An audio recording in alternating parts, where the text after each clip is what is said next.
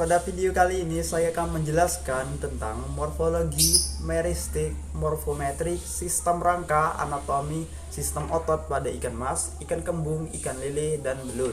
Sebelum itu, perkenalkan nama saya M. Septiana Safa dengan NIM E022100. Saya dari Prodi Pemanfaatan Sumber Daya Perikanan Fakultas Peternakan kelas B. Baiklah, pertama-tama saya akan menjelaskan tentang morfologi. Pada Piskes, morfologi adalah ilmu yang mempelajari bentuk luar suatu organisme. Bentuk luar dari organisme ini merupakan salah satu ciri yang mudah dilihat dan diingat dalam mempelajari suatu organisme makhluk hidup. Morfologi ini terdiri dari 3 bagian. Yang pertama yaitu caput atau kepala, yang kedua ada teruncus atau badan, dan yang ketiga ada kauda atau ekor. Adapun morfologi pada ikan mas adalah yaitu bentuk tubuh pipi, bentuk mulut tabung, letak mulut terminal, sistem integumennya sisik dan lendir, bentuk sisik siloid, bentuk ekor pointed atau meruncing. Selanjutnya morfologi ikan lele.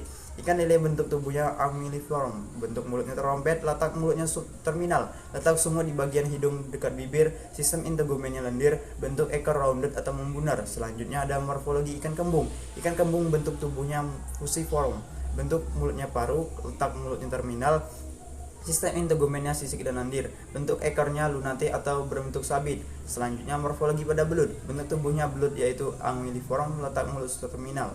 Penjelasan yang kedua adalah morfometrik pada ikan.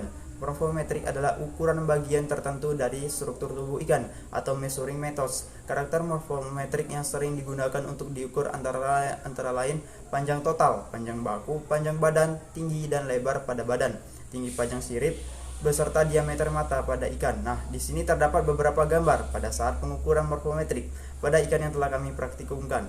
Penjelasan yang ketiga adalah meristik pada ikan. Meristik merupakan perhitungan jumlah bagian luar tubuh ikan seperti perhitungan jumlah jari-jari, sirip, dan sisik. Pada pengamatan ini menghitung jumlah sisik dan jari-jari punggung, jari-jari sirip perut, dan jari-jari sirip dada.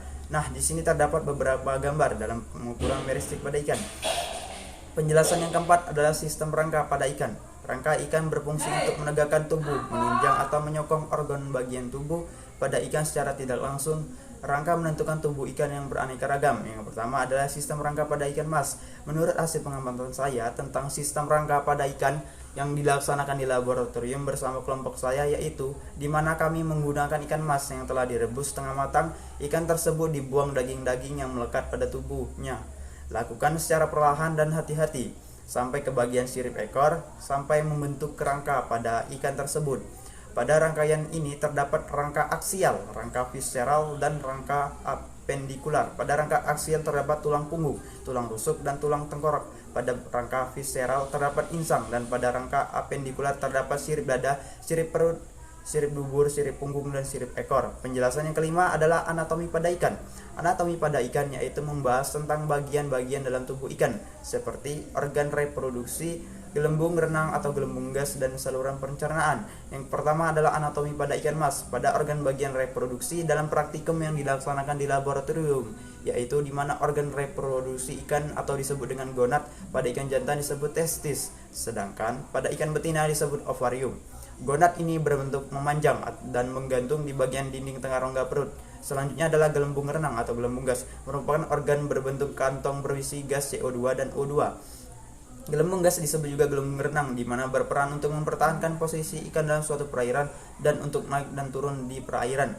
Selanjutnya adalah saluran pencernaan. Berdasarkan pengamatan yang saya amati pada saat praktikum, yaitu di mana saluran pencernaan pada ikan dimulai dari mulut, rongga mulut, faring, esofagus, lambung, usus, rektum, dan terakhir adalah anus. Penjelasan yang keenam adalah sistem otot.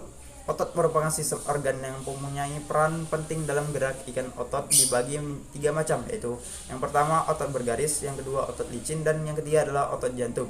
Sistem pada ikan kembung berdasarkan pengamatan saya dan kelompok saya pada praktikum yang dilakukan untuk mengecek otot, yaitu tahap untuk yang pertama yaitu letakkan ikan kembung di atas talenan, lalu ikan tersebut dipotong melintang pada tubuh ikan, yaitu bagian bawah punggung dan bagian atas perut ikan. Otot pada bagian tengah ikan tersebut adalah sentral. Dari sentral ke bagian bawah disebut hexfasial, dan dari bagian sentral ke bagian atas disebut hexfasial.